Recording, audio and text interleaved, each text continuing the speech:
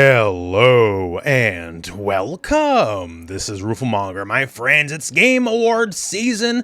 We got the nominees, and for fighting games in particular, there's always something controversial, and this year is no different. Overall, a big year for gaming in general, right? And we'll talk about it too, because I do want to talk some Expedition 33, because that is my game of the year. But before we get to that, for fighting games, even though it's been a good year and things are going great, right? We have a great year next year, and the year beforehand was great too, but this year it's a bit more of a middling year. Once again, not to say anything's bad about fighting games in particular this year, but just not a lot of big releases, right? And obviously, when it comes to nominating a game of the year in a category, you're looking for the new releases. And what exactly are our releases for this year that are nominated? So for 2025 Best Fighting Game, what do we have? We have 2XKO, the Capcom Fighting Collection 2, Fatal Fury City of the Wolves, the Mortal Kombat Legacy Collection, and also Virtua Fighter 5 Revo World Stage. So, to be perfectly clear out of the gate, only one of those games is a full-on new fighting game release this year, and that is Fatal Fury City of the Wolves. Everything else, at least to me as a fighting game fan, if you want to vote for what's game of the year, fighting game of the year, there's a disqualifying factor about it. Not to say any of the other nominees are bad, because they're not. Two of those are some of my favorite games of all time. But, well, let's talk about it. Mortal Kombat Legacy Collection is literally a collection of old games. Great old games to be sure, but old games.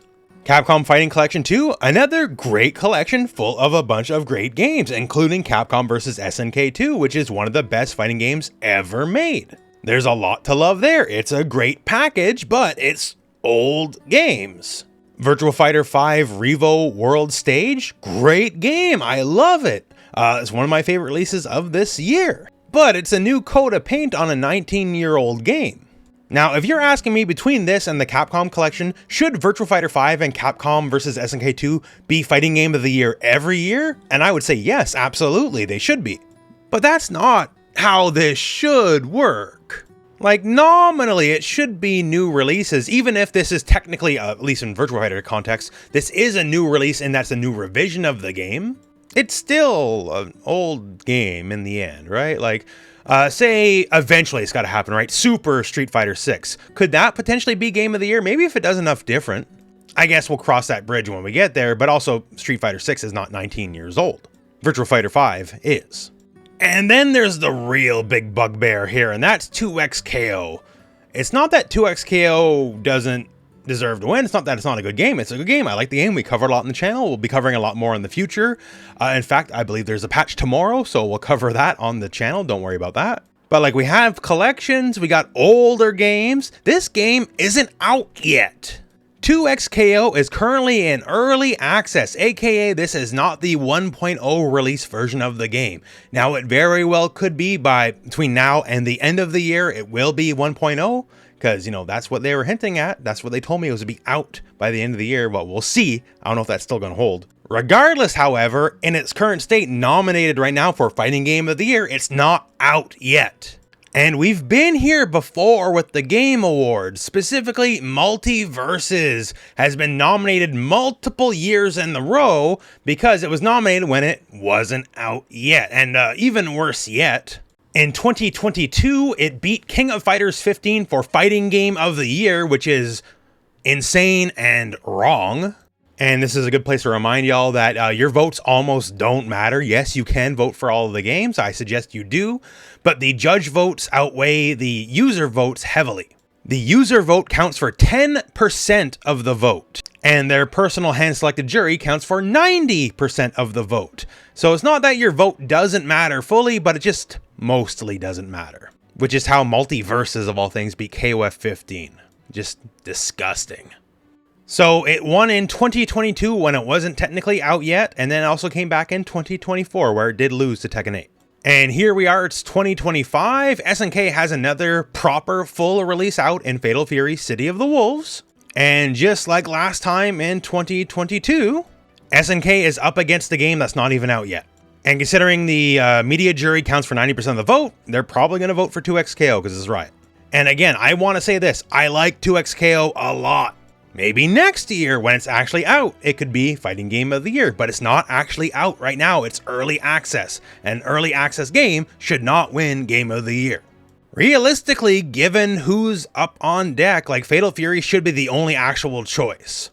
It's up against a bunch of collections, a 19-year-old game, which I would vote for Game of the Year every year for Virtua Fighter 5, sure, but that's not very realistic, nor should it be realistic this year. And a game that, while is playable, is not out yet because it's early access. So I just feel like the great SNK snub of 2022 is going to happen all over again, which is just unfortunate. And it's just all the sillier yet because we've been exactly here before with this exact company against an early access game again. Just a silly situation to be in. Now that said, there's other things besides the fighting game stuff going on the Game Awards. Obviously that's sort of the big thing here for the channel as a fighting game channel. I do want to talk about a couple other things though. The category for best sim/strategy game, just, by the way, Final Fantasy Tactics Timeless Chronicles wins, but it made me realize how disappointed I was in Civ 7. I'm a big Civ head, and Civ 7 didn't hit. It's actually one of my biggest disappointments in a very good while. Just like the EVO Awards, I got snubbed for Content Creator of the Year. Who's even heard of these people? Moist Critical? Never heard of them. There's a category for best esports athlete, and it has Kakaru and Mena RD. And it's just rare for like any FGC representation in these kind of awards at all, honestly, so I'm just really happy with that. And then there's Game of the Year, and by the way, it's Expedition 33. Clair Obscur is the Game of the Year, and nothing else comes close. And I just want to say that because I've been shilling Expedition 33 since it came out. I was probably like one of the very first people in the FGC to beat the game, and I've been singing its praises ever since. And this is the year that has a new Donkey Kong, and I'm saying Expedition 33, so that should tell you how good it is that I'm not picking Donkey Kong. But yeah, so Expedition 33 is like the most nominated game ever in the history of the Game Awards. Like all the categories, it has an insane amount of nominations. And it's very, very deserved. I normally don't talk much about not fighting game stuff on the channel, but if you've never played Clair Obscur Expedition 33, you legitimately owe it to yourself. It's one of the best RPGs in years. It's an all-timer. They'll be talking about this game 10 years from now. And I'm here to present to you an argument that Clair Obscur Expedition 33 should also be the fighting game of the year. This is a game where your parry timing matters more than Street Fighter 6, like legitimately. This is a game where someone can throw a projectile, you can jump it, and then land and get a punish. If that doesn't make it a fighting game, what is a fighting game really? Just some food for thought on that. Seriously though, play Clair Obscur. It's one of the best RPGs just straight up ever made. That's what I gotta say on that. But yeah, so next year, fighting games is gonna be contentious for Fighting Game of the Year. Next year for fighting games, we have Invincible Versus, we have the Avatar fighting game, we have Marvel Tokon Fighting Souls, we have 2XKO, which will be out for real by then. We'll probably get the long-awaited subtitle add to Street Fighter 6, which will probably be either Super or Ultra Street Fighter 6, which will sort of almost count like a new game, hopefully maybe. Lots of indie fighting game titles will be coming out next year as well, right? So next year is going to be a banger year, like a real contentious category. For this year, though, with a bunch of collections, older game with a new coat of paint, a game in early access, and like one actual game that's out, I don't know. Like, it'd probably be a little frustrating if Fatal Fury doesn't win, even though I do like all the other games involved. We'll see how that goes out. But once again, the real winner of fighting games is Expedition 33. So that all said, let me know what you think, about the fighting game categories or just about the Game Awards in general. Post in the comments below. But otherwise, that is it for me, and that's it for the video. So thank you very much for watching. Hope this video has found you well, and go out and play some fighting games.